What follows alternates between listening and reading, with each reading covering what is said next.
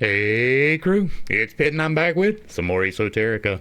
Today we're diving back into the works of Mrs. Helena Blavatsky. This is the Secret Doctrine. We are reading aloud and discussing as we go along the various points that are brought to light by the text.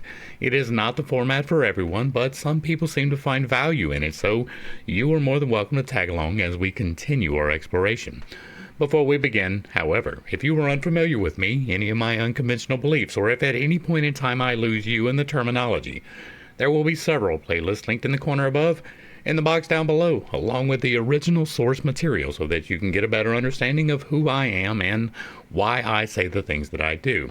A particular note again today is almost certainly going to be the Infinite Integrations playlist, where I teach people to do magic responsibly. With that being said, let us dig in and continue our exploration of the Secret Doctrine with the mystery language and its keys. Recent discoveries made by the great mathematicians and Kabbalists thus prove, beyond the shadow of a doubt, that every theology from the earliest and oldest down to the latest has sprung not only from a common source of abstract beliefs, but from one universal, esoteric, or mystery language. These scholars hold the key to the universal language of old and have turned it successfully, though only once, in the hermetically closed door leading to the Hall of Mysteries. The great archaic system known from prehistoric ages as the sacred wisdom science, one that has contained and can be traced in every old as well as in every new religion, had and still has its universal language, suspected by the Mason Recon, the language of the Hierophants, which has 7 dialects, so to speak, each referring and being specially appropriated to one of the 7 mysteries of nature. Each had its own symbolism. Nature could thus be either read in its fullness or viewed from one of these special aspects. I am particularly interested in this 7 mysteries of nature, right? These 7 dialects are going to tie into that, and I'm hoping that we will get to that, but if you know that it is not in here, drop a reference down below so that I can find these 7 mysteries of nature. The proof of this lies, to this day, in the extreme difficulty which the Orientalist in general, and Indianist and Egyptologist especially, experience in interpreting the allegorical writings of the Aryans and the hieratic records of Old Egypt. This is because they will never remember that all the ancient records were written in a language which was universal and known to all nations alike in days of old, but which is now intelligible only to the few, like the Arabic figures, which are plain to a man of whatever nation, or like the word "and," which becomes "et" for the Frenchman, "und" for the German, and so on, yet which may be expressed for all civilized nations in the simple sign ampersand. So, all the words of that mystery language signified the same thing to which each man of whatever nationality. There have been several men of note who have tried to re-establish such a universal and philosophical tongue. Delgarme, Wilkins, Leibniz, but Demieux, in his Passagraphie, is the only one who has proven its possibility. The scheme of Valentinus, called the Greek Kabbalah, based on the combination of Greek letters, might serve as a model. I'm going to point out here, like I did yesterday, that symbols do indeed hold meanings, that they almost certainly held meanings to the people who made the symbols, but that does not mean that we have the correct interpretations to the symbols. We have the interpretation by which we have been taught, that we have learned, that we have intuited, but that does not mean that it is correct. It is even probable that it is, but you must hold in your mind that it is not a certainty. Right, symbols are extremely important, but they are, unless you have the proper key, they are up to subjective interpretation, right? And no one has the correct key, right? We have the Rosetta Stone, which allowed us to learn a lot about different languages, right? Sumerian and Egyptian, I believe. We already knew the Greek that was involved, but that doesn't even mean, even then, that we know what some of the older hieroglyphs meant, right? The languages change.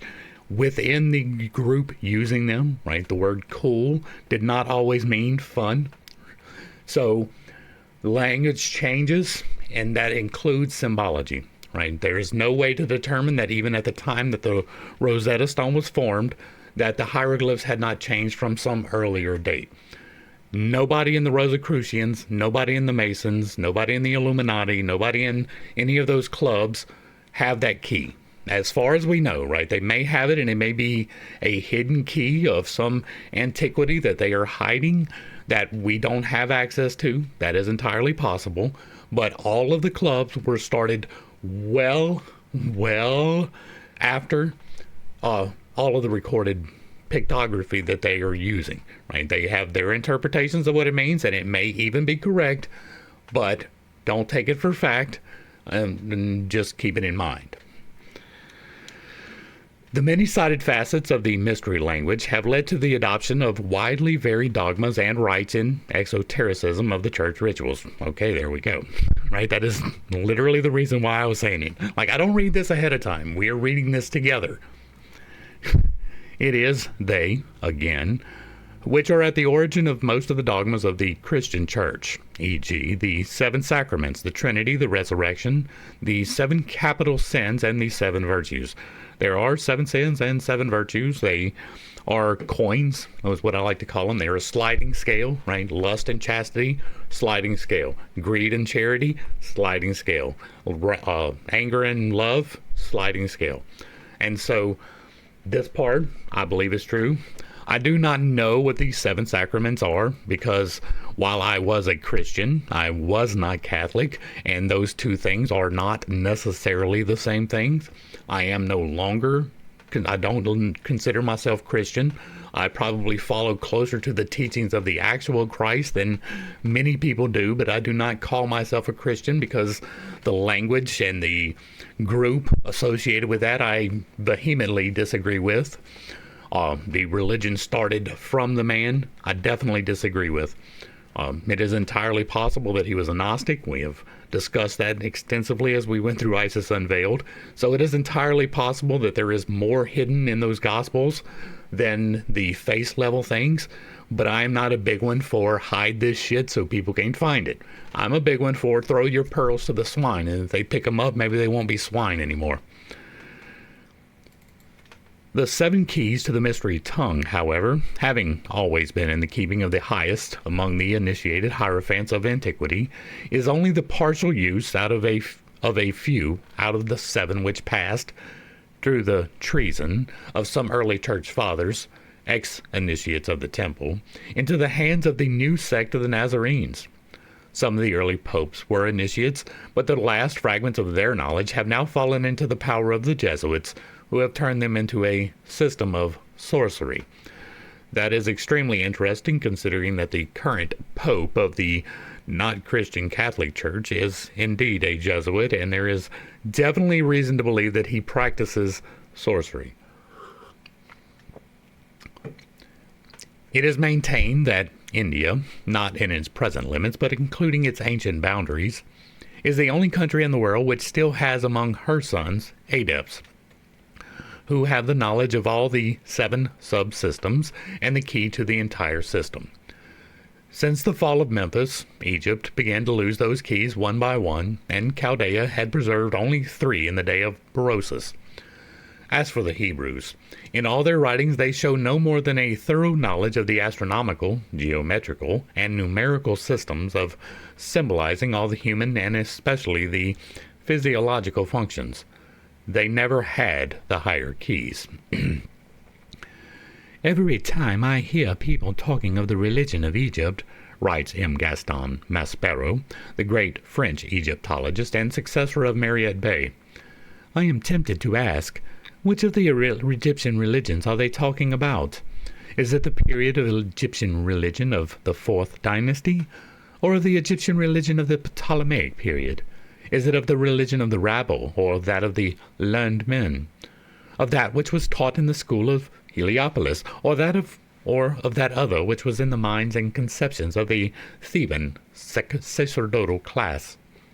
For, between the first tomb of Memphis, which bears the cartouche of a king of the 3rd dynasty, and the last stones at Esne under Sisera Philippus the Arabian, there is an interval of at least 5,000 years.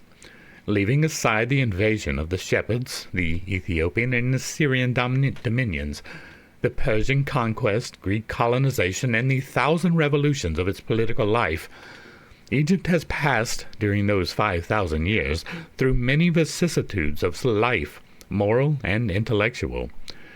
Chapter 17 of the Book of the Dead, which seems to contain the exposition of the system of the world as it was understood at Heliopolis during the time of the first dynasties, is known to us only by a few copies of the 11th and 12th dynasties. Each of the verses composing it was already at the time interpreted in 3 or 4 different ways, so different, indeed, that according to this and another school, the demiurge became the solar fire, Rashu, or the primordial water. 15 centuries later, the number of readings had increased considerably. Time had, in its course, modified the ideas about the universe and the forces that ruled it.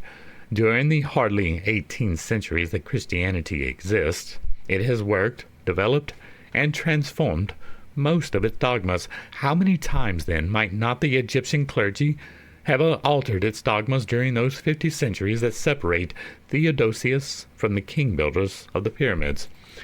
This brings to light an important point, right? We talked about how symbols can change and that we didn't have the proper keys. It is extremely dangerous to lump, right? And by lump, I mean to take an entire group and put them together. Now, you can do that to a small measure with the clubs, right? These people who have this current belief, and you can put them together. But it's really hard to lump together Christian, right? There are a multitude of ways of the way that people identify themselves as Christian. If you're a First Baptist, you're not allowed to dance or drink. If you're a Catholic, you're allowed to do both. If you're an Episcopalian, it gets a little bit mucky. But if you're a Pentecostal, right, if you're not speaking in tongues, you're not a Christian. If you're not handling snakes for some people, you're not a Christian. If you're not doing this thing that I think you should, you're not a Christian. That has been true for everything, since the beginning of time, right? If you look back at the Gnostics, to say the Gnostics believes is extremely foolish, because there was a multitude of them and they had very widely ranging beliefs. So to say that they had this one belief across all of them is extremely foolish. Even within something that we know, things evolve and they change, like the examples we just gave with Christianity. That is an evolution of things. That is within the last, 300 years? It was the 1600s, so, well, maybe it's more than 300 years, but it's only been since Martin Luther that all of those different variations of Christianity came about. Now, prior to that, there was vast differences in how France and Germany were Catholic and how France and Italy were Catholic, or however you want to compare them. There were differences between the churches. That is an important part to keep in mind, just as much as we don't have the proper key to all of the symbology, as much as we may like to think that we do. It is great to look back on these things and to speculate, and you may even be correct, but always keep in mind people are different. Their expressions of faith, even within the same religious system, is going to be different. And when you are talking about spans of time, the greater the span of time gets, the more deviation there will be. Back to the text. Here, we believe the eminent Egyptologist is going too far. The exoteric dogmas may often have been altered, the esoteric never. That is something that you're going to have to prove, right? That is speculation. He does not take into account the sacred immutability of the primitive truths, revealed only during the mysteries of initiation. That is because they are not recorded anywhere, and so even the assumption that they are imparted is an assumption, right? We assume that greater knowledge was given to people upon initiation. That is even probable and probably correct, but We do not know that. We do not know the information that was given. It may have been incorrect. It may have said that if you believe this, you can fall upwards, right? There are many things that we take for granted that are not necessarily fully correct, right? This is probably true, right? It is entirely likely that once you reach the level of initiation, you are given some knowledge, but we do not know that. The Egyptian priests have forgotten much. They altered nothing. That statement right there is directly contradictory to itself. If you have forgotten these secret keys that are only given verbally, you alter something by not giving them or giving them incorrectly. Right? That is simply logic. Right? If you don't remember, you have forgotten much, then you cannot authentically pass on perfectly the knowledge that you do not have. That is a simple impossibility. The loss of a good deal of the primitive teaching was due to the sudden deaths of the great Hierophants, who passed away before they had time to reveal all to their successors. That is the problem with those clubs. Mostly to the absence of worthy heirs to the knowledge. Yet they have preserved in their rituals and dogmas the principal teachings of the secret doctrine, you assume. Thus, in the 17th chapter mentioned by Maspero, one finds 1. Osiris saying he is Taum, the creative force in nature, giving form to all beings, spirits, and men, self-generated and self-existent, issued from Naun, the celestial river, called Father-Mother of the gods, the primordial deity, which is chaos or the deep, impregnated by the unseen spirit. 2. He has found Shu, a solar force, on the staircase in the city of the Eight, the two cubes of good and evil. He has annihilated the evil principles of known, chaos, the children of rebellion. 3. He is the fire and water, in example, known, the primordial parent, and he created the gods out of his limbs. 14 gods, twice 7, 7 dark and 7 light gods, the 7 spirits of the presence of the Christians, and the 7 dark evil spirits. Again, I am not familiar with either the spirits of the presence or of the 7 dark evil spirits. If you have more information on those, drop that down below, and I would like to investigate that as well. 4. He is the law of existence and being, verse 10, the Benu, or phoenix, the bird of resurrection in eternity, in whom night follows the day and day the night, an allusion to the periodical cycles of cosmic resurrection and human reincarnation. For what can this mean? The wayfarer who crosses millions of years in the name of the one, and the great green, primordial water or chaos, the name of the other. Verse 17. One begetting millions of years in succession, the other engulfing them, to restore them back. He speaks of these 7 luminous ones who follow their Lord, who conferred justice, Osiris and Amendi. All of this is now shown to have been the source and origin of Christian dogmas. That which the Jews had from Egypt, through Moses and other initiates, was confused and distorted enough in the latter days, and that which the church got from both is still more misinterpreted. And I still hold that Moses was probably not in Egypt until he went to free the Israelis, right? He probably learned the things he did while in Midian, where they had their own system of knowledge, and it was remarkably similar to the Egyptians, but it is awfully funny that he was raised in the house and he was not recognized when he showed up.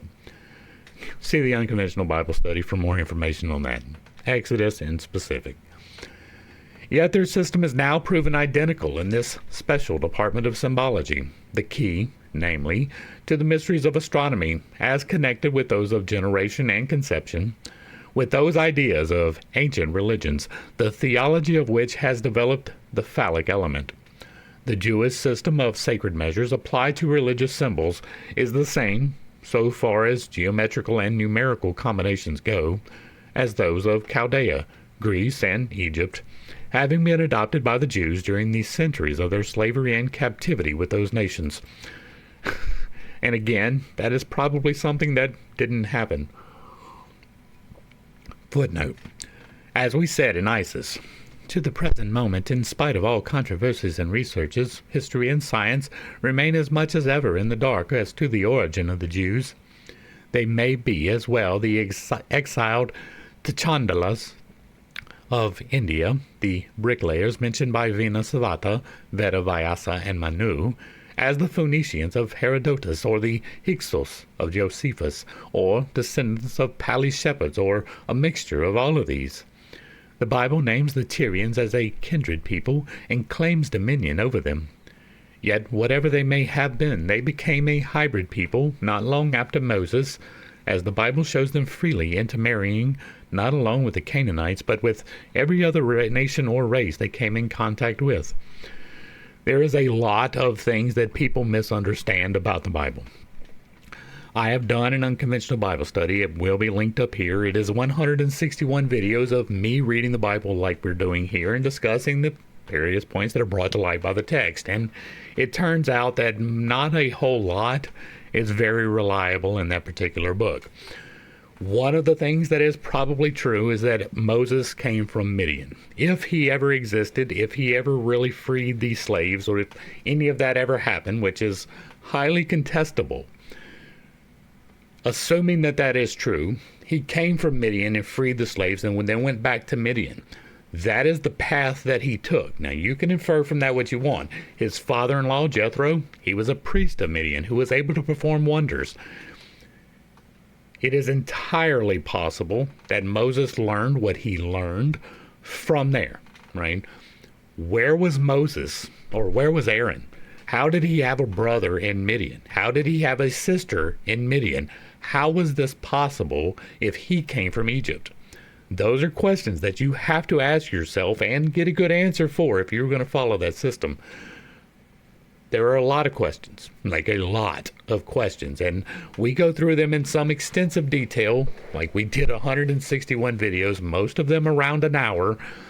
It is a long slog to go through. Not everybody's going to do it, but if you are curious about whether or not you should be listening to that particular book, there's a lot in that study that you may want to pay attention to. Back to the text. What was that system? It is the intimate conviction of the author of The Source of Measures that the Mosaic books were intended, by a mode of art speech, to set forth a geometrical and numerical system of exact science which should serve as an origin of measures.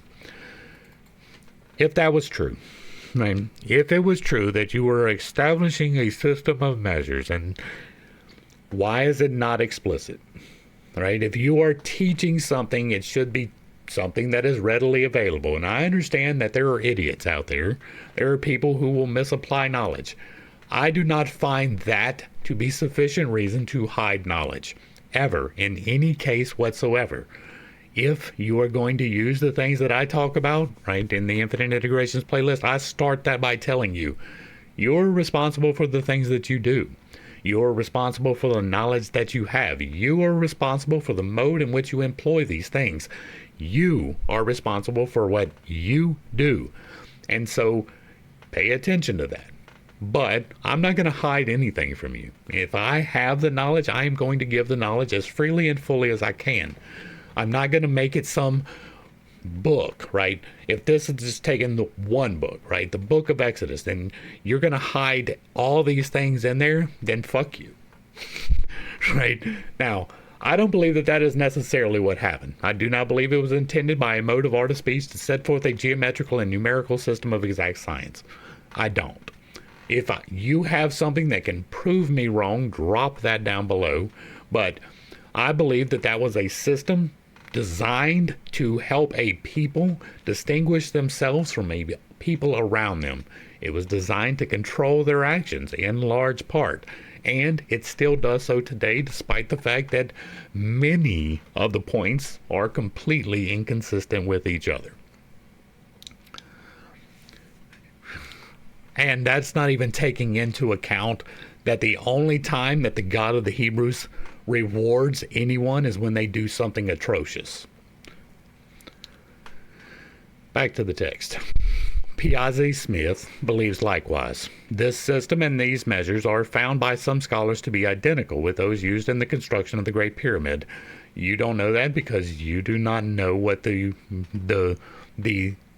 things used in the Great Pyramid are. Now, we have done several things, right? There have been many people who have measured.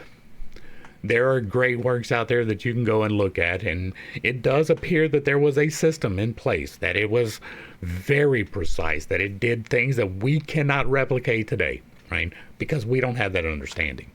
We don't have the understanding on how to make the ascending chamber happen exactly as it did, while making all of these stones fit perfectly, and like there's a lot involved in the pyramid. So to say that you have found it to be identical with those used in the construction of the Great Pyramid, I'm not even positive that we were fully into the Great Pyramid at this period of time. It's possible, right? I don't know when we actually entered the Great Pyramid, but the knowledge that we had then is nothing like we do now, and even now we cannot replicate it because we do not have a full understanding of it. The foundation of these measures was the Parker ratio, says Mr. R. Skinner in The Source of Measures. The author of this very extraordinary work has found out, he says, in the use of the integral ratio in numbers of diameter to circumference of a circle, discovered by John Parker of New York. This ratio is 6,561 for diameter and 20,612 for circumference. Furthermore, that this geometrical ratio was the very ancient and probably the divine origin of what we have now become through exoteric handling and practical application, the British linear measures, the underlying unit of which, vis-a-vis the inch, was likewise the base of one of the royal Egyptian cubits and the Roman foot. He also found out that there was a modified form of the ratio, vis-a-vis 113,335, explained in his work, and that while this last ratio pointed through its origin to the exact integral pi, or to 6,561 to 20,612, it also served as a base for astronomical calculations. The author discovered that a system of exact science, geometrical and numerical and astronomical, founded on these ratios, could be found in use in the construction of the great Egyptian pyramid, was in part the burden of this language as contained in and concealed under the verbiage of the Hebrew text of the Bible. The inch and the 2-foot rule of 24 inches, interpreted for use through the elements of the circle, see first pages of Book 1, and the ratios mentioned, were found to be at the basis of foundation of this natural and Egyptian and Hebrew system of science. While, moreover, it seems evident enough that the system itself was looked upon as a divine origin or of divine revelation. But let us see what is said by the opponents of Professor Piazzi Smith's measurements of the pyramid. Quick talk about these measurements. Right? Do you know what the basis of an inch is? It is your finger. It is this in particular. You know what the basis of a foot is? It is this in particular. You know what the measure of a yard is? It is a full stride. There is variation between people, but the standardization of this measurement came from the body for a reason, because it is a lot easier to carry around your finger than it is to carry around a tape, right? Especially in days when they didn't have tape measures that did like this, right? They had, at best, folding rules, which have their own problems. That is the basis of our measurement system. Now, metrics is different than the English version, whatever. The version that we use is the version that has been used well before England was a thing. It is merely how we represent it. The proportions used in the pyramid. You hear the argument all of the time about these numbers, and it is important to remember geometry is real, right? Geometry and sacred geometry are linked, but not necessarily inextricably. It is entirely possible to understand geometry and not give a rat's ass about sacred geometry. The way that loads settle, the way that weight is born, the way that distribution of forces has to be, is a law of physics. The way that it is braced and distributed is according to geometry. That has been true since before we understood what geometry was, which was a very long time ago. Nobody knows when the exact beginning of that was. It was not with the Greeks. It was probably not with the Egyptians. It may not have even been in India, which is what Ms. Blavatsky is absolutely going to be arguing for. Math is real whether you believe in it or not. Triangles distribute weight better than anything else whether you believe in it or not.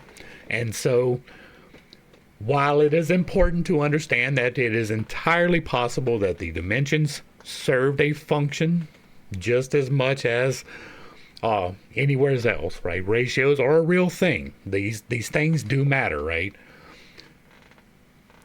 Keep in mind that, once again, our understanding of that is imposing upon it our own beliefs, right? If you believe that sacred geometry is important, it doesn't matter whether or not it was actually important to the person building the thing. They may have been using just regular geometry and been like, well, if I build it like this and I make it like that, it's going to work out. And so they did, right? I do believe that they had higher mathematics. Do not get that twisted. They probably even invested that with spirituality, much like Pythagoras did. But that does not, again, mean that it was an absolute certainty. It does not mean that it was true that sacred geometry was used in the pyramids. It may line up that way. There is a lot of 1/3/8 in the pyramid. If you were unaware, there's other videos on that, not mine. I haven't done a video on that, I don't believe, but Archaics, Jason over at Archaics, I do not agree with everything that he says. He has a lot of things that is out there for me, right? He does not believe in antiquity the same way that I do.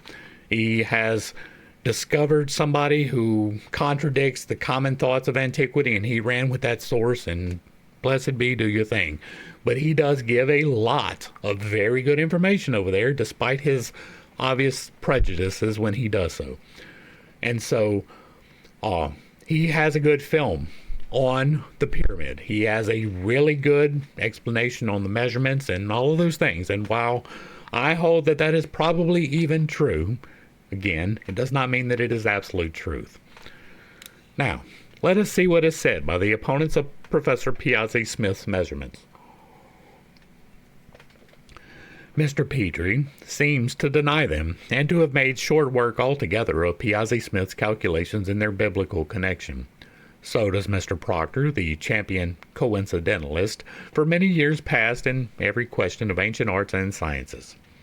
Speaking of the multitude of relations independent of the pyramid which have turned up while the pyramidalists have been endeavoring to connect the pyramid with the solar system, these coincidences, he says, are altogether more curious than any coincidence between the pyramid and astronomical numbers.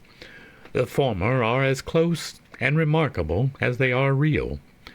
An example, those coincidences that would remain even if the pyramid had no existence. The latter, which are only imaginary, have only been established by the process which schoolboys call fudging, and now new measures have left the work to be done all over again. Petrie's letter to the Academy, December 17, 1881. To this, Mr. Stanlandway justly observes in his work on The Origin and Significance of the Great Pyramid, London of 1882, they must, however, have been more than mere coincidences if the builders of the pyramid had the astronomical knowledge displayed in its perfect orientation and in its other admitted astronomical features.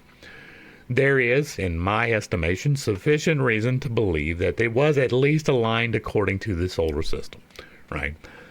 That is fairly obvious. Now, the dating on the pyramid, I believe, is completely wrong. The purpose that the Egyptologists attribute to it, completely wrong. There was never any body found inside the pyramid. The stone sarcophagus probably served another function, which we have talked about. I believe that it was probably sensory deprivation. But there is also, if you look at the Land of Kim, which is a channel on the YouTube, there is sufficient reason to at least entertain the possibility that it was used to create nitrogen or ammonia, right? It is entirely possible that that is true, and that box held an ingredient.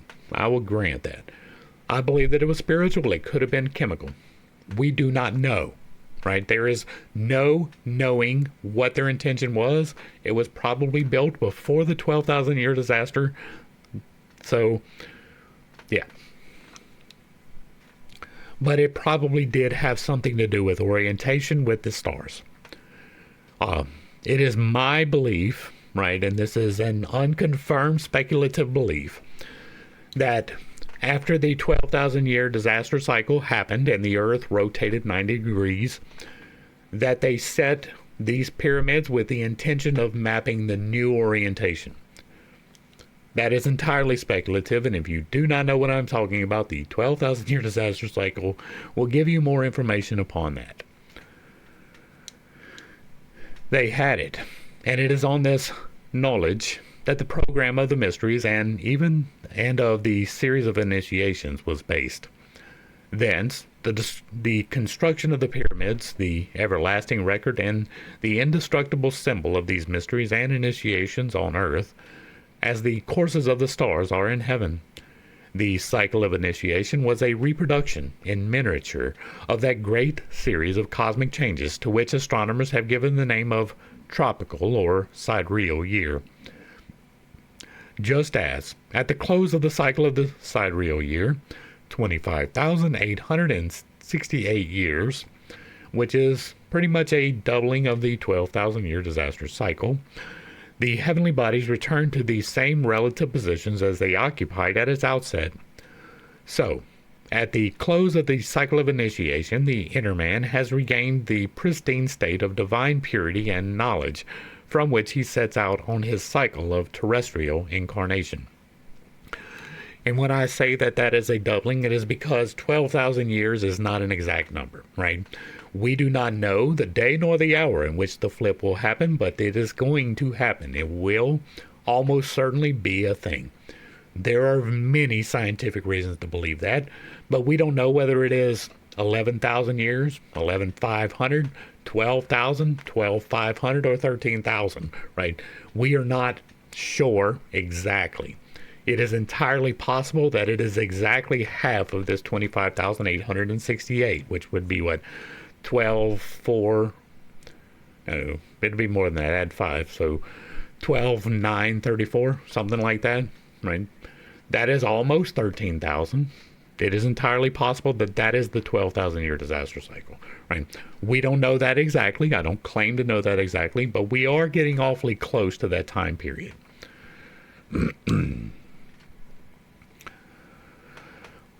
Moses, an initiate into the Egyptian mystagogy, which I disagree with this, right? It is attributed to Moses to have been abandoned in the basket and taken in by the priest or the sister to the Pharaoh. That is almost certainly not a real thing, right? It is almost certain that the Pharaoh, upon saying that all these male children have to die, would allow his sister to just take some random baby that she found in a river and to raise it. If he was concerned enough that there would be something that would happen from these males being allowed to live, there is almost no chance, and I say almost because I am very rarely deal in certainties, but it is almost certain that he would not allow his sister to raise that child under any circumstances whatsoever, right? She would have to go into exile. It is much more likely that Moses was from Midian, and he got wind of the slaves in Egypt, and maybe he got wind of some misunderstandings or contention between the slaves and the aristocracy, and he went to go take advantage of that through the use of the magic that he learned from the Midians. That would be my belief, right? He was working for his father-in-law, who was a priest, and while doing so, he just happened to run across this bush out in the wild, right? It is more than likely that he was an initiate of the flame for Midian, right? And initiate of the flame does not refer to any specific belief, but the belief of the flame of the initiates, right? The change, the plasma, the spark, the whatever you wish to call it. We have seen many different ways, faux hat being one of them. And so it is entirely possible that he came from Egypt, but it is highly unlikely that that is so. It is highly unlikely that he was able to successfully kill an Egyptian, be witnessed to doing that, called out by the people who witnessed him, run away for as far as he went. I don't remember the exact, but it was pretty close to 1,000 miles away through the desert. And then he just came back, right? He just came back to get him. None of that makes any sense. Like, on a logical standpoint, and you can throw faith in there. You can do that. I am not going to be mad at you if you stick to your Mosaic values, but it is almost certain that Moses did not write the Pentateuch, Genesis, Exodus, Leviticus, Numbers, and Deuteronomy. It is almost certain that that was even after the temple period. And there are very good reasons to believe that, which I don't even get into in the Bible study, right? I didn't even know that in the Bible study. I didn't learn that until we started doing this. But if you go back to Isis Unveiled, there are several reasons to believe that. And so I just want to point out that he was probably not an initiate into the Egyptian mythology. He was probably an initiate into the Midian mythology. Based on the religious mysteries of the new nation which he created, upon the same abstract formula derived from this sidereal cycle, which he symbolized under the form and measurements of the tabernacle. Now this does hold some greater knowledge, right? The tabernacle, the first temple and the second temple, and their measurements are ratioed as greater than. So it is entirely possible that in this particular part of that, there is something hidden. I have not done a deep dive to understand that, but Randall Carlson has. If you are familiar with Randall Carlson, he is one of the resources linked on my page. You can go back and watch where he deconstructs this. He likes sacred geometry. He understands it in a way that I don't. I'm working my way to it. I really am, but I am resistant to it for some reason, and it is not me. It is something making me resist it. So, if you would like a better breakdown of this particular thing, he definitely can do that for you. The dimensions are pretty close to this, which nobody answered what this is. Do y'all know what this is? Does anybody know what this is? 0, 1, 1, 2, 3, 5, 8, 13, 21. It continues, but that is the beginning. It is entirely possible that this particular sequence of numbers right here, we'll kick it around so y'all can actually see it. That particular series of numbers right there probably has something to do with this. Under the form and measurements of the tabernacle that he is supposed to have constructed in the wilderness. On these data, the later Jewish high priest constructed the allegory of Solomon's temple, a building which never had any real existence, any more than had King Solomon himself, who is simply, as much as a solar myth, then had King Solomon himself, who is simply, and as much as a solar myth as is the later Hiram Abiff of the Masons, as Ragon has well demonstrated. Now, I am not familiar with that. As far as I am aware, Solomon was a person. He was recorded in other people's histories.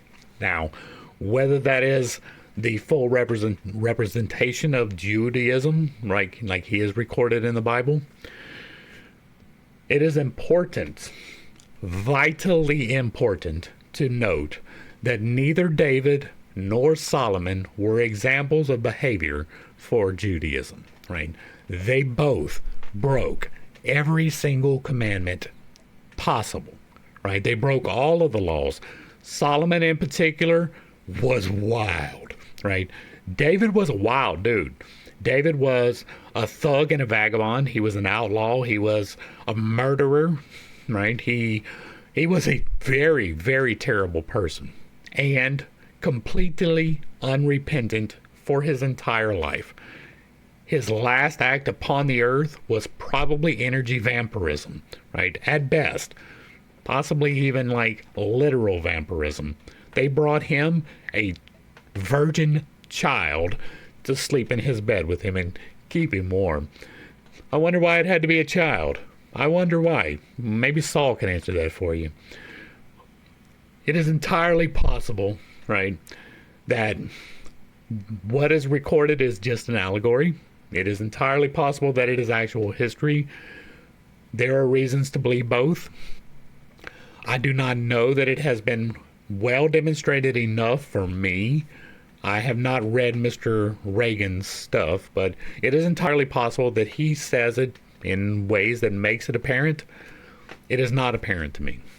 What seems to be more apparent to me is that David and Solomon actually did exist and actually did the things that they said they did.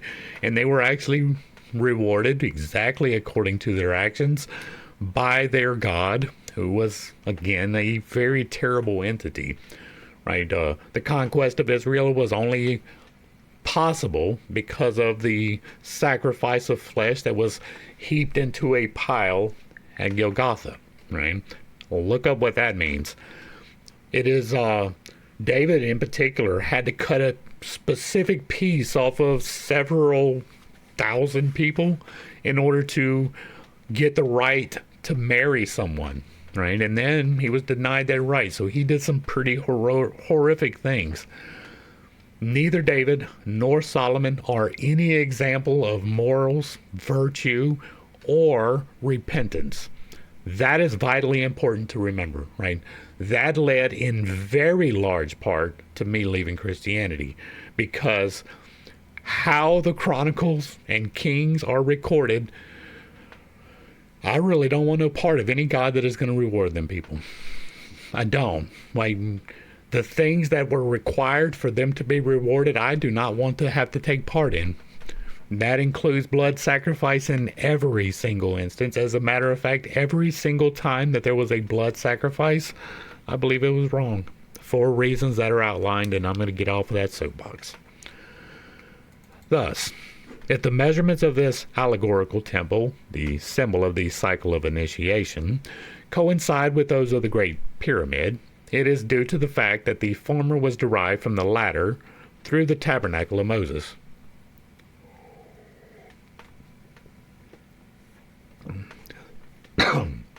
That our author has undeniably discovered one, and even two of the keys, is fully demonstrated in the work just quoted. One has but to read it to feel a growing conviction that the hidden meaning of the allegories and parables of both testaments is now unveiled, but that he owes this discovery far more to his own genius than to Parker and Piazzi Smith, as is certain, if not more so. For, as just shown, whether the measures of the Great Pyramid taken and adopted as the correct ones by the biblical pyramidalist are beyond suspicion is not so sure. A proof of this is the work called The Pyramids and Temples of Giza by Mr. F. Petrie, besides other works written quite recently to oppose the said calculations, which were called biased.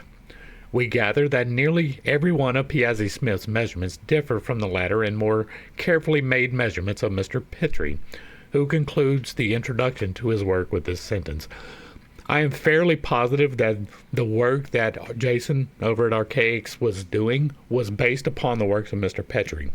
But I am not confident enough to say that, and hold to it. It seems like that's the name that's ringing the bell. Those measurements were extremely precise. They went through so much exacting detail to get the measurements correct that I lend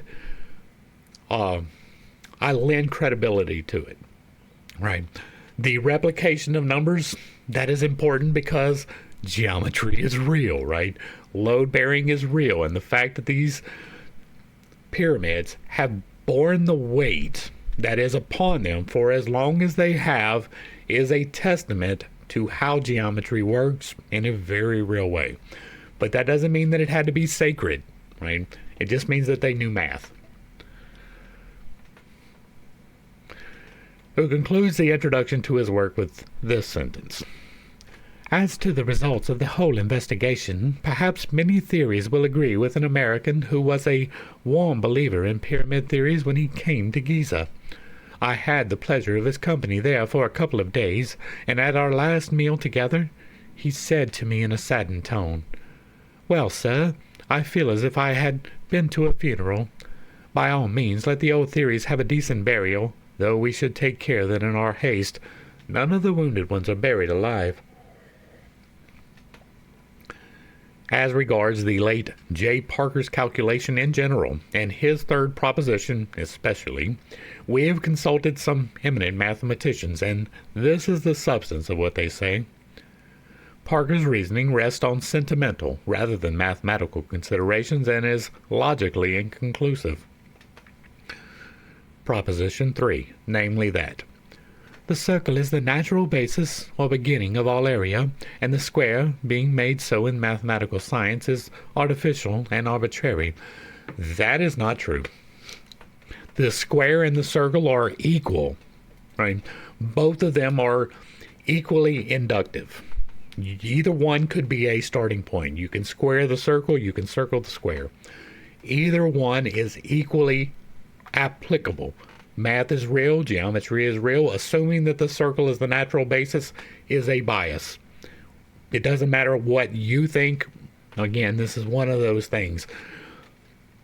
You can assume, you can make all of the assumptions you want based upon the knowledge that you already hold, but that is going to be bias, right? Nobody knows. It is not recorded which one they did first, the circle or the square.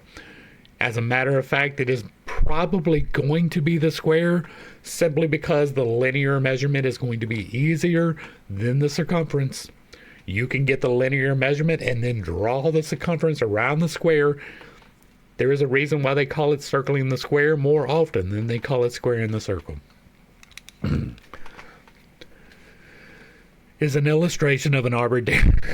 I got to start reading some more, I guess, but this is what I'm saying, right? Is an illustration of an arbitrary proposition and cannot be safely replied upon in mathematical reasoning. That is literally what I'm talking about. The same observation applies, even more strongly, to Proposition 7, which states that because the circle is the primary shape in nature and hence the basis of area, and because the circle is measured by and is equal to the square only in ratio to half its circumference by the radius, therefore circumference and radius, and not the square of diameter, are the only natural and legitimate elements of area, by which all regular shapes are made equal to the square and equal to the circle. Proposition 9 is a remarkable example of faulty reasoning, and it is the one on which Mr. Parker's quadrature mainly rests. Here it is. The circle and the equilateral triangle are opposite to one another in all the elements of their construction, and hence the fractional diameter of one circle, which is equal to the diameter of one square, is in the opposite duplicate ratio to the diameter of an equilateral triangle whose area is 1, etc., etc.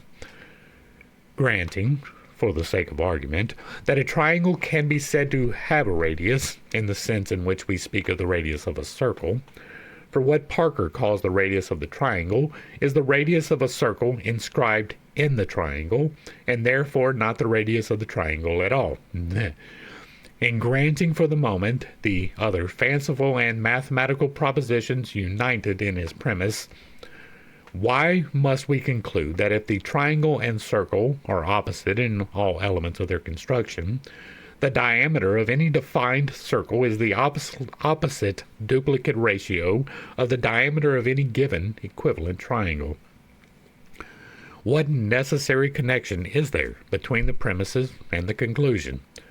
The reasoning is of a kind not known in geometry and would not be accepted by strict mathematicians. Whether the archaic esoteric system originated the British Inch or not is of little consequence, however, to the strict and truly metaphysician.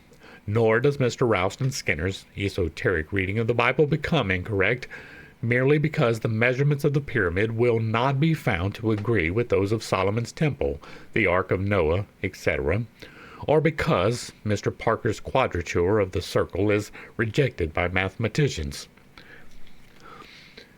For Mr. Skinner's reading depends, first of all, on the Kabbalistic methods and the rabbinical value of the Hebrew letters. There's your problem right there.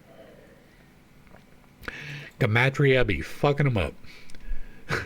But it is extremely important to ascertain whether the measures used in the evolution and building of the Aryan symbolic religion, in the construction of their temples, the figures given in the Puranas, and especially in their chronology, their astronomical symbols, the duration of the cycles, and other computations, were, or were not, the same as those used in the biblical measurements and glyphs. For this will prove that the Jews, unless they took their sacred cubit and measurement from the Egyptians, Moses being an initiate of their priest, must have got those notions from India. At any rate, they passed them to the early Christians. Hence, it is the occultist and Kabbalist who are the true heirs to the knowledge, or the secret wisdom which is still found in the Bible. Except that you stated earlier that the Kabbalist had incomplete information. For they alone now understand its real meaning, whereas profane Jews and Christians cling to the husk and dead letter thereof. That it is the system of measures which led to the invention of the god names Elohim and Jehovah, and their adaptation to phallicism, and that Jehovah is not very flattered copy of Osiris, is now demonstrated by the author of the Source of Measures. But the latter and Mr. Piazzi Smith both seem to labor under the impression that a. the priority of the system belongs to the Israelites, the Hebrew language being the divine language, and that b. this universal language belongs to direct revelation. The latter hypothesis is correct only in the sense shown in the last paragraph of the preceding footnotes. I don't know what that symbol is. But we have yet to agree as to the nature and character of the divine revealer. With regard to priority, this, to the profane, will of course depend on a. the internal and external evidence of the revelation, and b. on each scholar's individual preconception. This, however, cannot prevent either the theistic Kabbalist or the pantheistic occultist from believing each in his way, neither of the two convincing the other. The data furnished by history are too meager and unsatisfactory for either of them to prove to the skeptic which of them is right.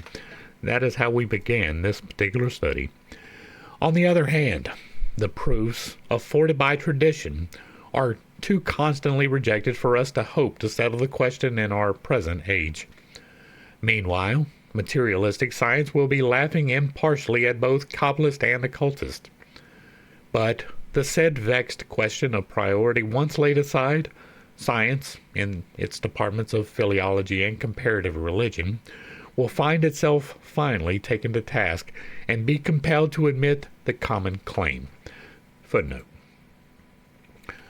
One by one, the claims become admitted, as one scientist after another is compelled to recognize the facts given out from the secret doctrine, though he rarely, if ever, recognizes that he has been anticipated in his statements. Thus, in the palmy days of Mr. Piazzi Smith's authority on the Pyramid of Giza, his theory was that the porphyry sarcophagus of the King's Chamber is the unit of measure for the two most enlightened nations on the earth, England and America, and was no better than a corn bin. This was vehemently denied by us in Isis Unveiled, just published at that time. We have done Isis Unveiled. Then the New York press arose in arms, the Sun and the World chiefly, against our presuming to correct or find fault with such a star of learning. On page 519, volume 1, we said that Herodotus, when treating of that pyramid, might have added that, externally, it symbolized the creative principle of nature, and illustrated also the principles of geometry, mathematics, astrology, and astronomy. Internally, it was a majestic fane, in whose somber recesses were performed the mysteries, and whose walls had often witnessed the initiation scenes of members of the royal family. The porphyry sarcophagus, which Professor Piazzi Smith, astronomer royal of Scotland, degrades into a corn bin, was the baptismal font, upon emerging from which the neophyte was born again and became an adept. As far as I am aware, there is no reason to believe that the porphyry sarcophagus was filled with water, right? We don't have any particular reason to believe that. We don't have any particular reason to disbelieve that, but it would be an extremely arduous task to fill that with water, considering the complicated getting to it. It is more likely as a sensory deprivation, right, which is, again, pretty effective as a tool for enlightenment, right? It is a meditative enhancement to be sensory derived. It allows you to concentrate more on yourself and your inner, as opposed to distractions from the outside. If you cannot hear anything but your breathing and your heartbeat and the blood flowing in your veins, it is much simpler to keep that, right? I don't know that there is any reason to believe it was a baptismal font.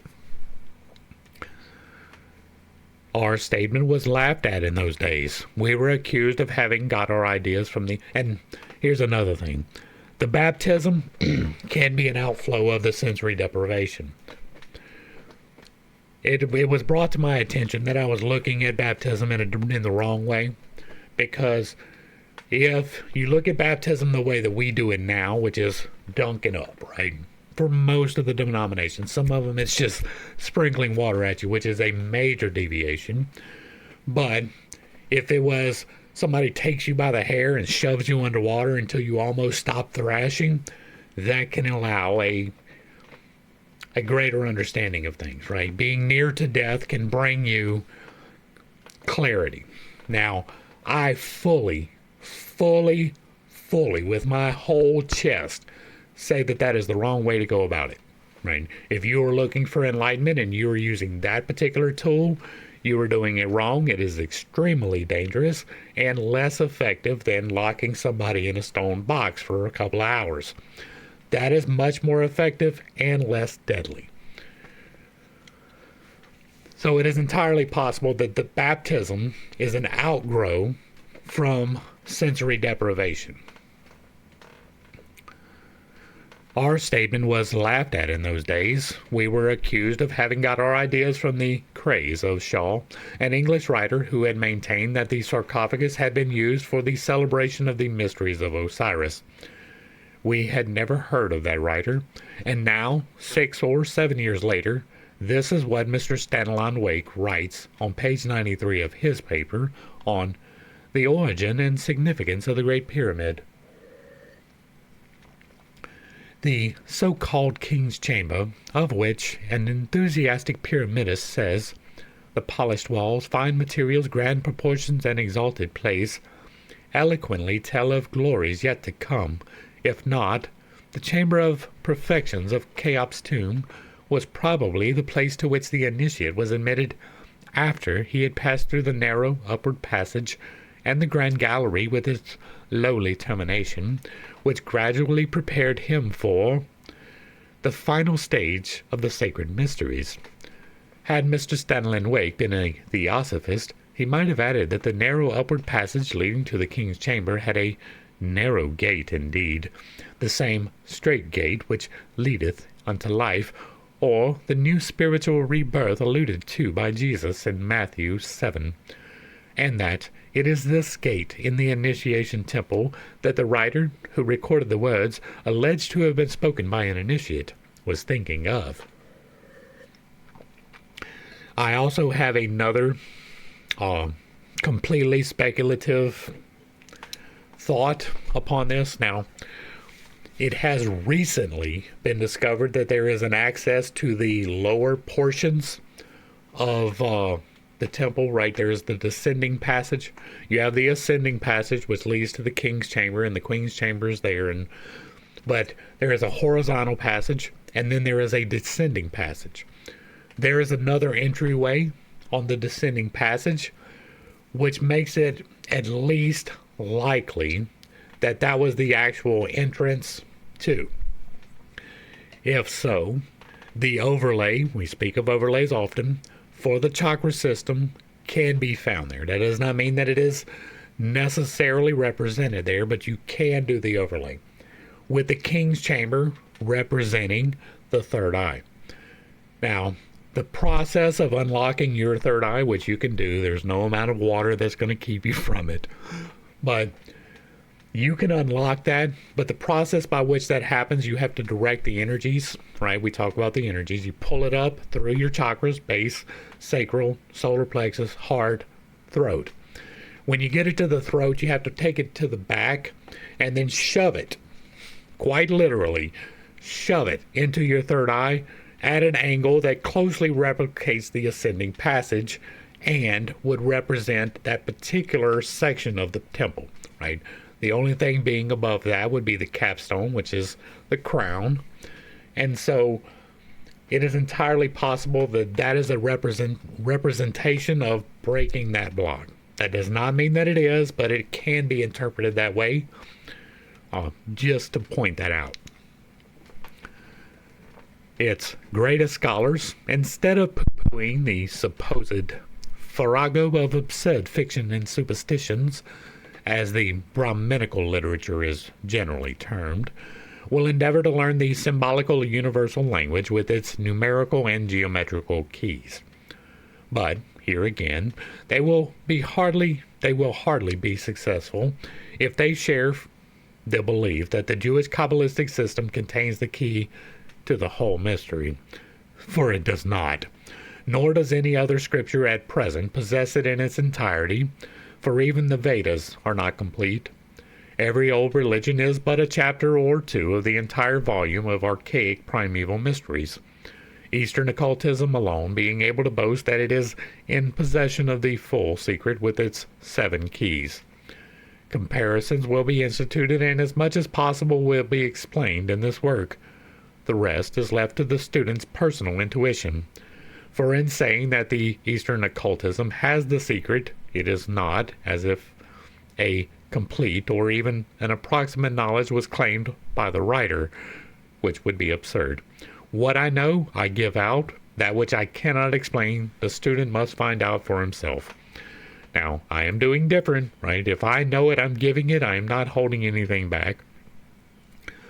To me, with no knowledge whatsoever of the actual 7 keys, the 7 keys to me are going to represent the 7 internal chakras by which you will unlock the 8th exterior one.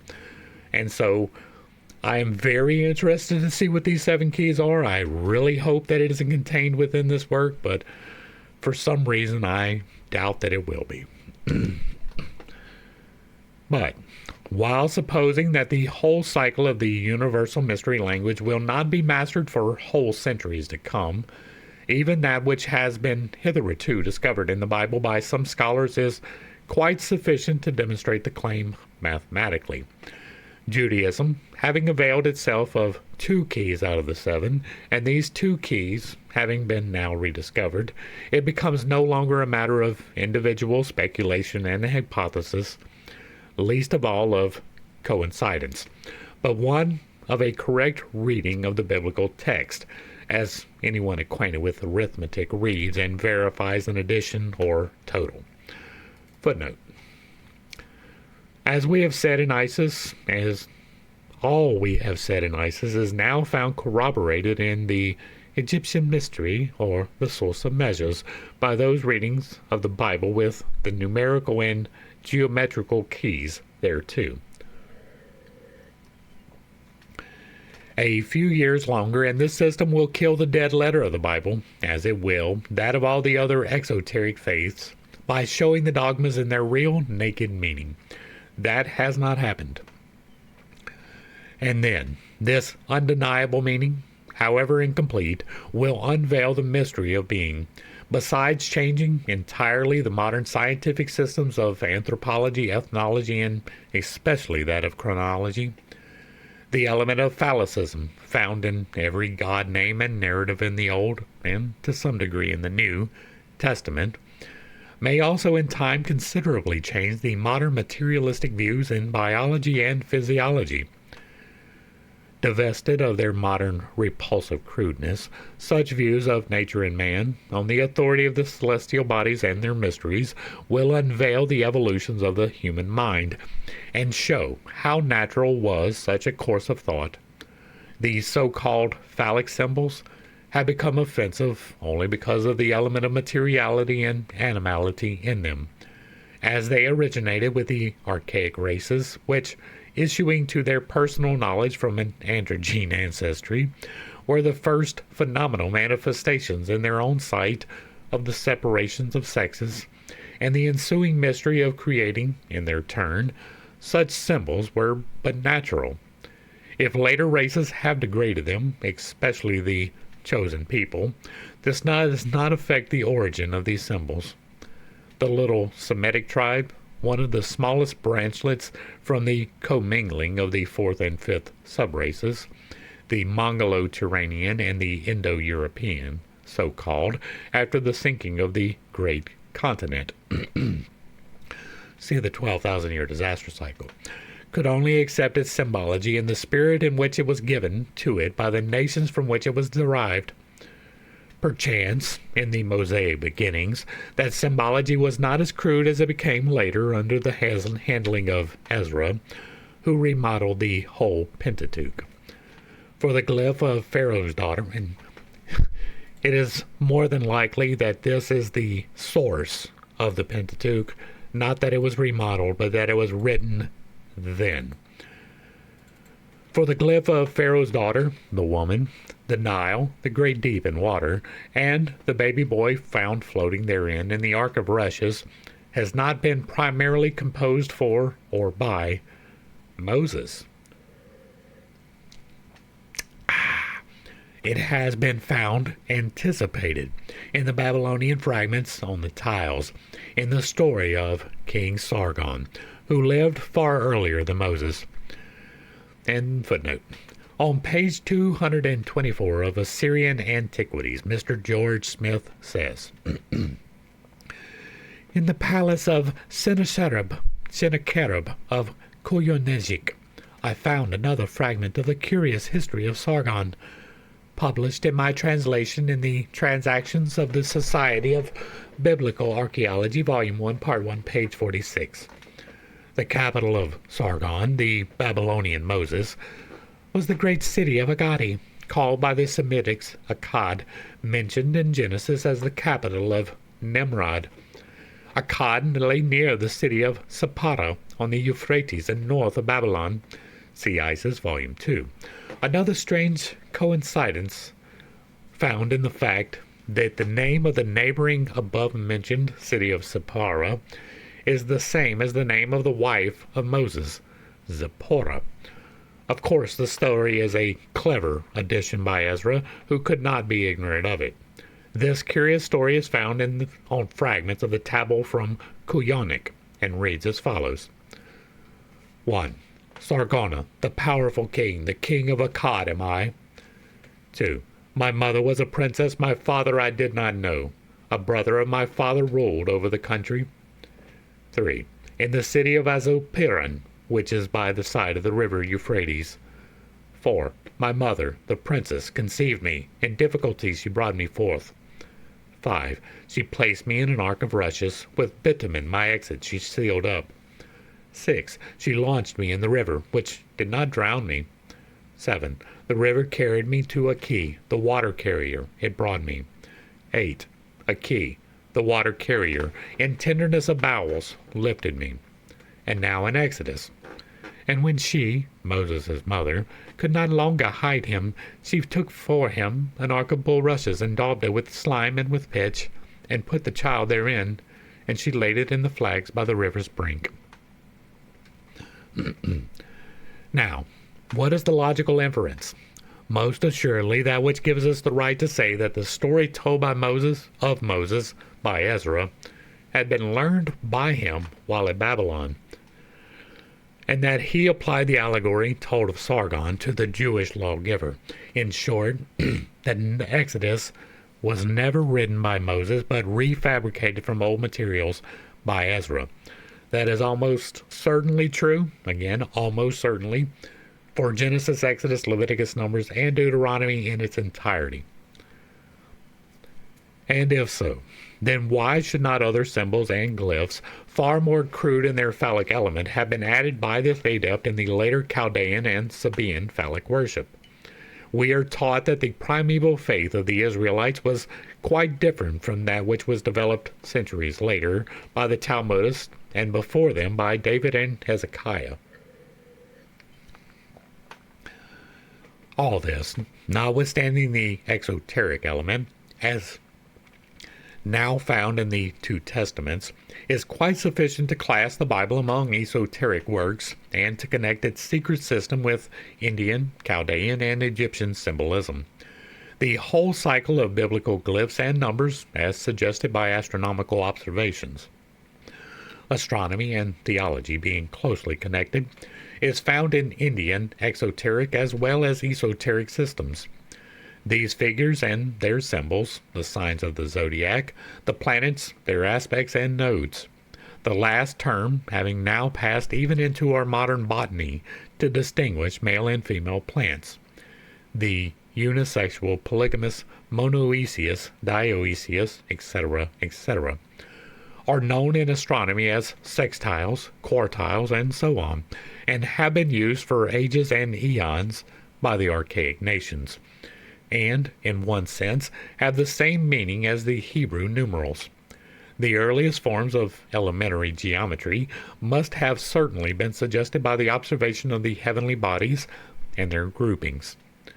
Hence, the most archaic symbols in Eastern esotericism are a circle, a point, a triangle, a plane, a cube, a pentacle, and a hexagon. That's 1, 2, 3, 4, 5, 6, 7, and plane figures with various sides and angles. This shows the knowledge and use of geometrical symbology to be as old as the world. Starting from this, it becomes easy to understand how nature herself could have taught. Wait. That did not tell me that was continued, did it? It did not. It appears that this footnote is a continuation of the previous footnote. Right, so by the river's brink should have continued here. The story, says Mr. G. Smith, is supposed to have happened about 1600 BC, rather earlier than the supposed age of Moses. We know that the famous Sargon reached Egypt. It is quite likely that this account had a connection with the event related in Exodus 2, for every action, when once performed, has a tendency to be repeated. But now, when Professor Sayce has had the courage to push back the dates of the Chaldean and Assyrian kings by 2,000 years more, Sargon must have preceded Moses by 2,000 years at the least. See Professor Sayce's lectures on the subject. The confession is suggestive, but the figures lack a cipher or two. All right. And have been used for ages and eons by archaic nations, and in one sense have the same meaning as the Hebrew numerals. The earliest forms of elementary geometry must have certainly been suggested by the observation of the heavenly bodies and their groupings. Hence, the most archaic symbols in Eastern esotericism are a circle, a point, a triangle, a plane, a cube, a pentacle, a hexagon, and plane figures with various sides and angles. This shows the knowledge and use of geometrical symbology to be as old as the world. Okay, that was a repeat, sorry. Starting from this, it becomes easy to understand how nature herself could have taught primeval mankind, even without the help of its divine instructors, the first principles of a numerical and geometrical symbol language. Footnote. As a reminder how the esoteric religion of Moses was crushed several times, and the worship Jehovah, as re-established by David, put in its place by Hezekiah for one. Read pages 436 to 42 in Volume 2 of Isis Unveiled. Surely there must have been some very good reasons why the Sadducees, who furnished almost all the high priests of Judea, held to the laws of Moses and spurned the alleged books of Moses, the Pentateuch, and the synagogue of the Talmud. That's a good point. Hence, one finds numbers and figures used as an expression and a record of thought in every archaic symbolical scripture. They are ever the same, with only certain variations growing out of the first figures. Thus, the evolution and correlation of the mysteries of cosmos, of its growth and development, spiritual and physical, abstract and concrete, were first recorded in geometrical changes of shape. Every cosmogony began with a circle, a point, a triangle, and a cube, up to number 9, when it was synthesized by the first line and a circle, the Pythagorean mystic decade, the sum of all, involving the expressing the mysteries of the entire cosmos, recorded 100 times more fully in the Hindu system, for him who can understand its mystic language. The numbers 3 and 4, in their blending of 7, as those of 5, 6, 9, and 10, are the very cornerstone of occult cosmogonies. This decade and its 1,000 combinations are found in every portion of our globe. One recognizes them in the caves and rock-cut temples of Hindustan and Central Asia, as in the pyramids and lithua of Egypt and America, in the catacombs of Ozymandias, in the mounds of the Caucasian snow-capped fastness, in the ruins of Palenque, in Easter Island, everywhere, whether a foot of ancient man has ever journeyed. The 3 and the 4, the triangle and the cube, or the male and female universal glyph, showing the first aspect of the evolving deity, is stamped forever in the Southern Cross in the heavens, as in the Egyptian Crux Ansata, as well expressed. The cube unfolded is in display as a cross of the Tao, or Egyptian form, or of the Christian cross form. A circle attached to the first gives the Ansaitic cross, numbers 3 and 4 counted on the cross, showing a form of the Hebrew golden candlestick in the Holy of Holies, and of the 3 plus 4 equals 7, and 6 plus 1 equals 7 days in the circle of the week, as 7 lights of the sun. So also, as the week of 7 lights give origin to the month and year, it is the time marker of birth, the cross form being shown then by the connected use of the form 1132355. The symbol is completed by the attachment of a man to the cross. Footnote. Once more, remember the Hindu Vithoba crucified in space, the significance of the sacred sign, the swastika, Plato's decapitated man in space. This swastika predates Nazism, because this story, this reading, this book, predated Nazism. That is an important thing to remember. This kind of measure was made to coordinate with the idea of the origin of human life, and hence the phallic form. Another footnote. Source of measures. The stanzas show the cross and these numbers playing a prominent part in archaic cosmogony. Meanwhile, we may profit by the evidence collected by the same author to show the identity of symbols and their esoteric meaning all over the globe, which he rightly calls the primordial vestiges of these symbols. Under the general view taken of the nature of the number forms, it becomes a matter of research of the utmost interest as to when and where their existence and their first use became known. Has it been a matter of revelation in which we know as the historic age, a cycle exceedingly modern when the age of human race is contemplated? It seems, in fact, as to the date of its possession by man, to have been farther removed in the past from the old Egyptians than are the old Egyptians from us. The Easter Isles in mid-Pacific present the feature of the remaining peaks of the mountains of a submerged continent, for the reason that these peaks are thickly studded with cyclopean statues, remnants of the civilization of a dense and cultivated people, who must have of necessity occupied a widely extended area. On the back of these images is to be found the Ansatic cross, and the same modified to the outlines of the human form. A full description, with plates showing the land with the thickly planted statues, also with copies of the images, is to be found in the January number 1870 of the London Builder. In the Naturalist, published at Salem, Massachusetts, in one of the early numbers, is to be found a description of some very ancient and curious carving on the crest walls of the mountains of South America, older by far, it is averred, than the races now living. The strangeness of these tracings is that they exhibit the outlines of a man stretched out on a cross by a series of drawings, by which from the form of a man that of a cross springs, but so done that the cross may be taken as the man, or the man as the cross, thus exhibiting a symbolic display of the interdependency of the forms set forth. There is a footnote on cross. See further on the description given of the early Aryan initiation of Visvakarma crucifying the sun, Vikartana shorn of his beams, on a cruciform lathe.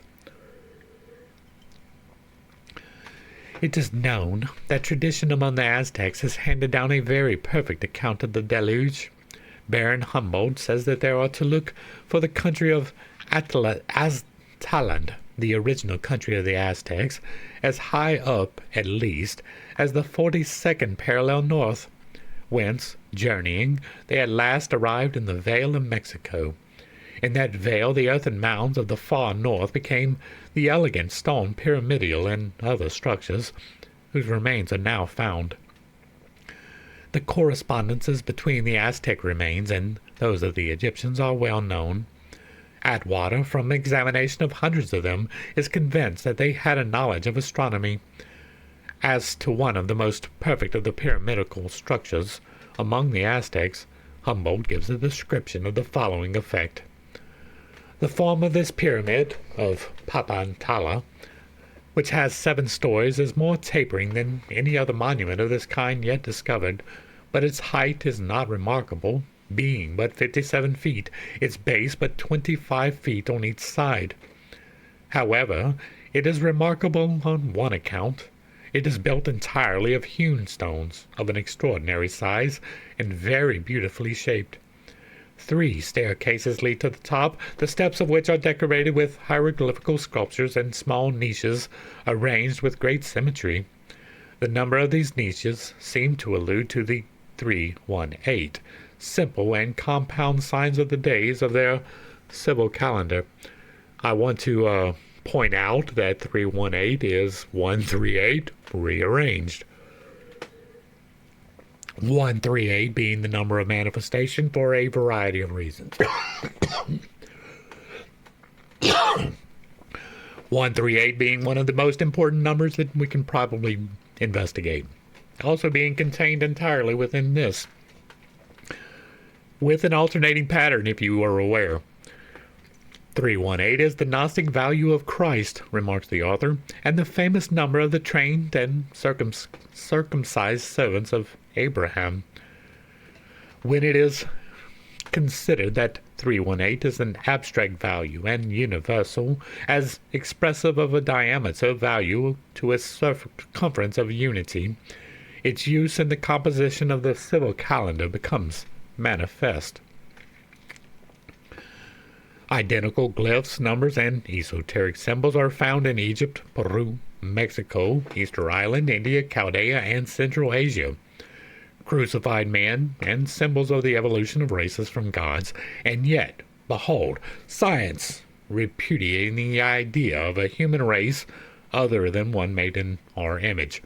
Theology clinging to its 6,000 years of creation. Anthropology teaching our descent from the ape, and the clergy tracing it from Adam 4,004 years BC. 6,000 years ago is a good explanation for the halfway point of the 12,000 year disaster cycle. You should check that out. Shall one, for fear of incurring the penalty of being called a superstitious fool and even a liar, abstain from furnishing proofs as good as any, only because that day when all the 7 keys shall be delivered unto science, or rather the men of learning and research in the symbological department, has not yet dawned? In the face of the crushing discoveries of geology and anthropology with regard to the antiquity of man, shall we, in order to avoid the usual penalty that awaits everyone who strays outside the beaten paths of either theology or materialism, hold to the 6,000 years and special creation, or accept in submissive admiration our genealogy and descent from the ape? Not so, as long as it is known that the secret records hold the said 7 keys to the mysteries of the genesis of man. Faulty, materialistic, and biased as the scientific theories may be, they are 1,000 times nearer the truth than the vagaries of theology. The latter are in their death agony for everyone but the most uncompromising bigot and fanatic. Let's pop that out real quick. Some of its defenders must have lost their reason, one would rather say. For what can one think when, in the face of the dead-letter absurdities of the Bible, these are still supported publicly and even fiercely as ever, and one finds its theologians maintaining that, though the scriptures carefully refrain from making any direct contribution to scientific knowledge, they have never stumbled upon any statement which will not abide the light of advancing science. Primeval Man, page 14. Hence, we have no choice but either to blindly accept the deductions of science, or to cut adrift from it, and withstand it fearlessly to its face, stating what the secret doctrine teaches us, being fully prepared to bear the consequences. You can call me whatever names you want. I am perfectly fine with believing what I believe. It doesn't matter if you do or not. But let us see whether science, in its materialistic speculations, and even theology in its death rattle, and supreme struggle to reconcile the 6,000 years since Adam with Sir Charles Lyell's geological evidences of the antiquity of man, do not themselves give us unconsciously a helping hand. Ethnology, on the confession of some of its very learned votaries, find it already impossible to account for the varieties in the human race, unless the hypothesis of the creation of several atoms be accepted. They speak of a white atom and a black atom, a red atom and a yellow atom. Let's pop out the footnote. Primeval Man Unveiled, or the Anthropology of the Bible, author unknown, of The Stars and the Angels, 1870. Were they Hindus, enumerating the rebirths of Vamadeva from the lingua purana, they could say little more. For, enumerating the repeated births of Siva, the latter show him in one kalpa of a white complexion, in another of a black color, and still another of a red color, after which the Kumara becomes 4 youths of a yellow color. This strange coincidence, as Mr. Proctor would say, speak only in favor of scientific intuition, as Siva Kumara represents only allegorically the human races during the genesis of man. But it led to another intuitional phenomena in the theological ranks this time. The unknown author of Primeval Man, in a desperate effort to screen the divine revelations from the merciless and eloquent discoveries of geology and anthropology, remarking that it would be unfortunate if the defenders of the Bible should be driven into the position of either surrendering the inspiration of Scripture or denying the conclusion of geologists, finds a compromise. Nay, he devotes a thick volume to proving this fact. Adam was not the first man created upon this earth. Footnote. Especially in the face of the evidence furnished by the authorized Bible itself in chapters 4 of Genesis, which shows Cain go into the land of Nod and there marrying a wife, which, again, is one of the least contradictory things that is said in that particular book. Alright, now I gotta find my... Okay, we're right here. Created upon this earth. The exhumed relics of pre-Adamic man, instead of shaking our confidence in Scripture, supply additional proof of its veracity. How so? In the simplest way imaginable, for the author argues that henceforth we, the clergy, are enabled to leave scientific men to pursue their studies without attempting to coerce them by the fear of heresy. This must be a relief indeed to Messrs. Huxley, Tyndall, and Sir C. Lyell. The Bible narrative does not commence with creation, as is commonly supposed, but with the formation of Adam and Eve, millions of years after our planet had been created. Its previous history, so far as Scripture is concerned, is yet unwritten. There may have been not one, but 20 different races upon the earth before the time of Adam, just as there may be 20 different races of men in other worlds. Page 55. Who, then, or what, were those races, since the author still maintains that Adam is the first man of our race? It was the satanic race and races. Satan was never in heaven, angels and men being one species. It is important to note, as my other friend Jason has pointed out, that Satan is a title. It is the accuser, it is the deceiver, it is the tempter, right? And so it is more of a concept than an actual entity. I don't believe that there is an entity with co-equal power of God, which is intimated by the Bible. I do, however, believe that there is temptation. I do believe that there are entities aligned with the detriment of humanity, and you can call those entities Satan, but that does not make it co-equal with the Creator. Right? There are entities aligned with the benefit of humanity and with the detriment. And the evidence of those two entities are scattered throughout the Holy Bible, right? If you read through Genesis, you can find that, right? Go to Abraham when he becomes Abram. What happens? He gets a visit from an entity who tells him to go and kill his kid. So he does. He just packs up, doesn't tell his kid what he's doing, doesn't tell his wife what he's doing. We're going off to make a sacrifice. And then they get up to the top of the mountain, and he ties his child up, and he puts him on the altar, and he's about to kill him. And then a different entity pops up and says, "What are you doing? Stop! Man, if you've got to kill something, here's a goat. Use that."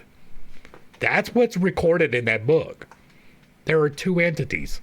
One tells you to kill your kid, the other one tells you to stop. And people are like, well, God was just testing his faith. No. There was an entity trying to kill the kid. Why? Because those particular entities live on blood. It just so happens that those particular entities are the ones that keep the Jewish people where they need to be going.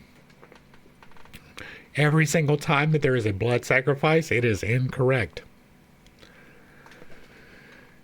It was the pre-Adamic race of angels that sinned. Satan was the first prince of this world, we read.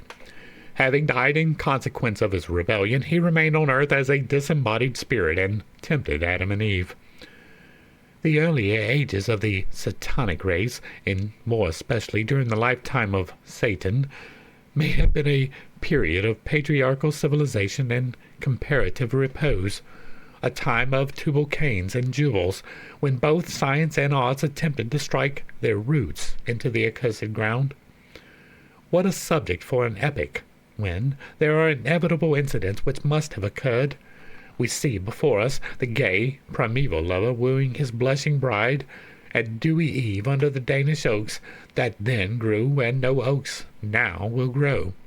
The gray primeval patriarch, the primeval offspring, innocently gamboling by his side. 1,000 such pictures rise before us. The retrospective glance at this satanic blushing bride in the days of Satan's innocence does not lose in poetry as it gains in originality. Quite the reverse. The modern Christian bride, who does not often blush nowadays before her gay modern lovers, gay does not mean homosexual, might even derive a moral lesson from this daughter of Satan in the exuberant fancy of her first human biographer. These pictures, and to appreciate them at their true value, they must be examined in the volume that describes them, are all suggested with a view to reconcile the infallibility of revealed Scripture with Sir C. Lyell's Antiquity of Man and other damaging scientific works. But this does not prevent truth and fact appearing at the foundation of these vagaries, which the author has never dared to sign with his own or even a borrowed name. For his pre-Adamic races, not satanic but simply Atlantic, and the hermaphrodites before the latter, are mentioned in the Bible when read esoterically, as they are in the Secret Doctrine. The 7 keys open the mysteries, past and future, of the 7 great root races, as of the 7 kalpas. Though the genesis of man and even the esoteric geology will surely be rejected by science just as much as the satanic and pre-Adamic races, yet, if having no other way out of their difficulties, the scientists have to choose between the two, we feel certain that Scripture, notwithstanding, once the mystery language is approximately mastered, it is the archaic teaching that will be accepted. And so we come to the end of this particular study. Hopefully I brought a little bit of enlightenment and not too much confusion to a series of somewhat difficult topics. I understand that I hold some unconventional beliefs and I have a tendency to step on toes when I relay those. It is not intentional, but it is not something that I apologize for. It is important to maintain the difference between knowledge and supposition, right? I believe that God is the coordinator of coincidence, that there is no coincidence at all, that everything does serve a purpose and does have a meaning, down to how things are recorded.